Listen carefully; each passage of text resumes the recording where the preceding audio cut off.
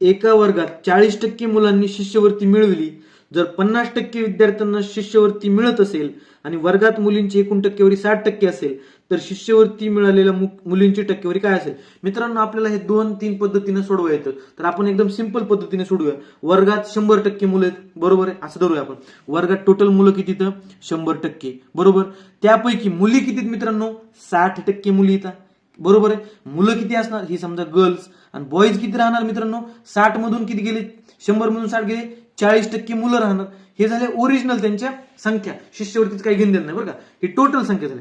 पुन्हा काय म्हणते? मुलांना 40% भेटली, म्हणजे मुलं किती आपल्याकडे ऑलरेडी 40%, त्यातले 40% बरं का. 40% मधले 40%ला तर किती उत्तर येईल बघा? 40%चे 40% 16%. 16% मुलांना स्कॉलरशिप मिळाली. आता बघा ते काय म्हणते पुढं, शिष्यवृत्ती मिळालेले सगळे विद्यार्थी म्हणजे टोटल क्लास मधले 50%, म्हणजे 100%चे 50% किती? 50%, बरोबर. म्हणजे 50%ांना मिळाली स्कॉलरशिप, त्यापैकी 16 किती येतं? मुलं आहेत. म्हणजे आता 50% पैकी 16% किती येतं?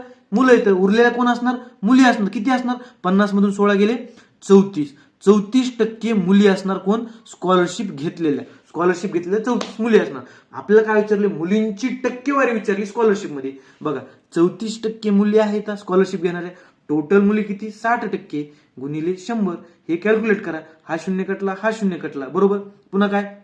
6 1 6, 6 5 30, उरले किती? 4, 6 6 36, बरोबर. पॉईंट घेऊन 6 6 36. पुन्हा आता हे कंटिन्यू 6 6 येत राहणार बघा. 5.66 गुणिले 10 किती येणार?